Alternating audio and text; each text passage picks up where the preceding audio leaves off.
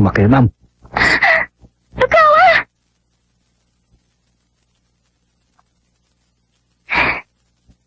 Huh? Hindi mo dapat ginawa yun, Sakuragi! Galit na ako sa'yo! Galit na siya sa akin! Katapusan na ng mundo ko to! Wala na akong pag-asa! Galit na si Haruko!